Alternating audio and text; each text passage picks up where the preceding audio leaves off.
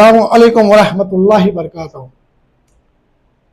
हम बहुत सी जगह देखते हैं कि आलिमों को बोले जहन्नम में डाला जाएगा। कोई कहता है कि आलिम सबसे पहले जहन्नम में जाएंगे।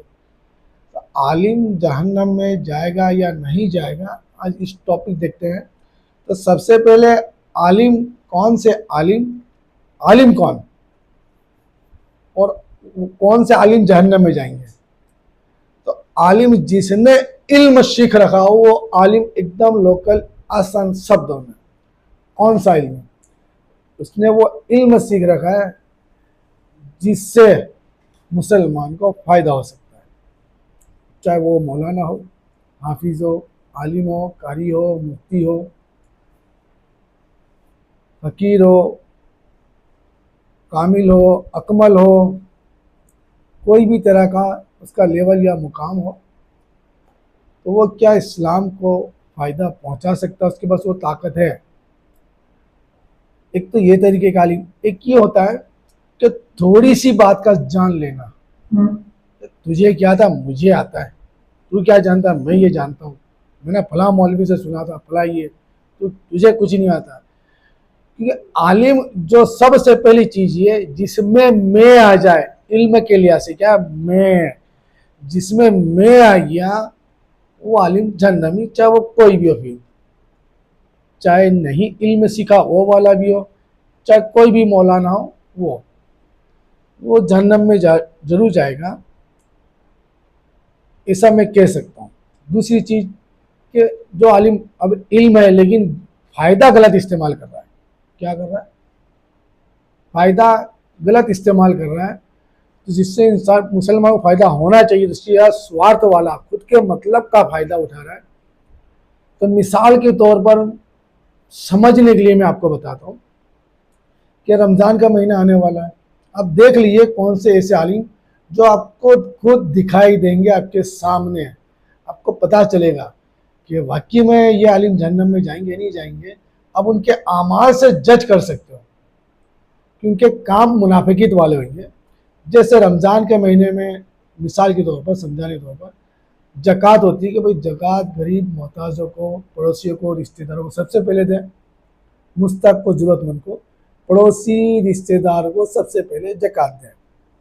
तो अब देख लेना, रमज़ान के महीने में सबसे अच्छा देखने का तरीका बहुत अच्छा है। इसी वक्त में मौलवी भी हो, चाहे मस्जिद का पेश इमाम हो या कोई भी हो, अगर वो हक पर होगा, जिसने इल्म सीखा हक पर होगा, तो वो क्या कहेगा, सबसे पहले आपको वहीं देना है, नहीं है तो मेरे पास आइए।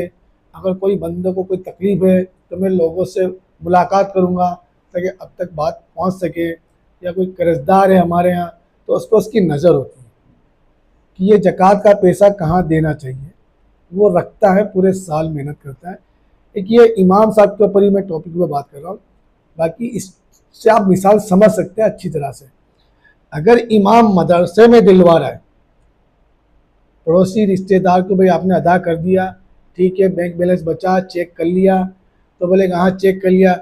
ये अगर पूछने वाला वाकई में साहिब ईमान, अगर ये पूछ नहीं रहा है, खाली बस बोल कर छूटे, हमने तो बयान दे दिया, हम फ्री हो गए, ये वाला नहीं। कि फ्री उसके पास ताकत कुव्वत है कि भाई अब ज़्यादा नहीं, क्योंकि वो खुद इमाम है, तो अपनी मस्जिद के 40 आए बाएँ दाएँ देख ले, कैसे लोगों से मुलाकात, क्योंकि पता चल ही जाता है कोई बंदा कितना तकलीफ हालत में नमाज में आते हैं, इससे अनुमान उनका लग ही जाता है। तो भाई ये हमारे ऐसे बंदे हैं, आप उनको निकालिए, मदरसे में ज़कात ना दें, पहले इनको निकालिए, पहला हक इन्हीं का बनता है, इस तरह से बनाएंगे। अगर ये लोग नहीं बता रहे, बोल के छूटे हो गए, तो समझ लेना ऐसे आलिमों को अल्लाह जहन्नम में जरूर डालेगा, जो हदीस मुबारक है। अब समझ सकते हैं, अनुमान लगा सकते हैं। दूसरे वो कि जो मदरसे के नाम पर खुद लेने आते हैं, जिनका कमीशन होता है 20 से 40%, कुछ लोग नहीं भी बोलते भाई नहीं होता, लेकिन होता ही है। वो सब मैंने जहाँ तक तफ्तीश की है वहाँ तक लेते हैं, तो 20 से 40% का या 60% तक भी लेते हैं। तो वो लोग कभी भी ये नहीं आएंगे, सबसे पहले वो आने ही नहीं चाहिए। या वो आए तो बोले चलो हम आए हैं भाई, अगर आपके मस्जिद के इर्द गिर्द या आपके घर के इर्द गिर्द कोई कर्जदार है, कोई मोहताज है, कोई बेबस है, तो हम वो पैसा इन्हें देंगे। यानी कोई भी फिरके का हो, अगर वाकई में वो आलिम होगा तो सबसे पहले यही कहेगा मस्जिद में इमाम में, भाई आपने अगर अपने पड़ोसी के हकूक आपने अदा किए, जाकर सबको चेक किया, अगर वहाँ कोई लेने का हकदार ना हुआ तो हमें दीजिए। अगर वो ये बात नहीं कह रहा है, बात नहीं कह रहा है, खाली बस हम ज़कात में ये गरीब है, गुरबा है, फला है, यानी वो पड़ोसी से निकाल कर खुद की तरफ ला रहा, खुद का उसका एजेंट जुड़ा हुआ है, कमीशन जुड़ा हुआ है, मदरसे में जुड़ा, मदरसे में कमीशन मिलता है ना, वो जुड़ा हुआ है। अब ऐसे ही लोग मदरसे भी चलाते हैं कि मदरसा बना दो, इनकम शुरू कर दो, फिर उनका पेट बढ़ ही जाता, भी हर साल बढ़ता रहता है। कम से कम मदरसों में 4,000 करोड़ जैसी ज़कात सालाना जाती है, चाहे तबलीग जमात हो, देवबंद हो, बरेलवी हो, चाहे दावत इस्लामी हो, 4,000 करोड़ तक। और सोचो अगर ये 4,000 करोड़ गरीब गुरबा में बांट दी जाए पड़ोसी में, तो हिंदुस्तान में मुसलमान कितने ताकतवर बन सकते हैं। तो ये काम ना करे, होने ताकत होने के बावजूद, तो ऐसे आलिम भी, चाहे वो फिर किसी भी फिरके का कितना भी बड़ा रहबर, इमाम, मुफ्ती, कुछ भी क्यों ना हो, क्योंकि शरीयत क्या कहती है, पहले पड़ोसी का ज़कात अदा करो, यानी पहले से निकाल के खुद की तरफ माइल करना। तो ऐसे जो भी आलिम होंगे समझ लेना ये जहन्नमी है। और सबसे पहले हमें ये जहन्नम तक जाने की बजाय हमें खुद रोकना ही नहीं कि जहन्नम में ना जाए, इसलिए अपनी ज़कात का जो भी अदा है देख लीजिए।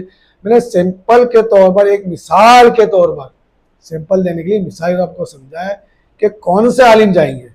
एक तो मैं रखने वाला, तू क्या जानता मैं, और कुछ ऐसे लोग जो गैर गुमराह, यानी जो असल शरीयत है, अपने दोस्तों, पड़ोसियों और रिश्तेदारों को मजबूत करने वाली ज़कात में शरीयत है, वो आपसे उनका हक छीन कर मस्जिद में ले आ, हक उनका वो छीन रहे, तो ऐसे भी समझ जाना जहन्नम में जाएंगे। तो सबसे आसान मिसाल यही है कि कौन से आलिम जहन्नम में जाएंगे।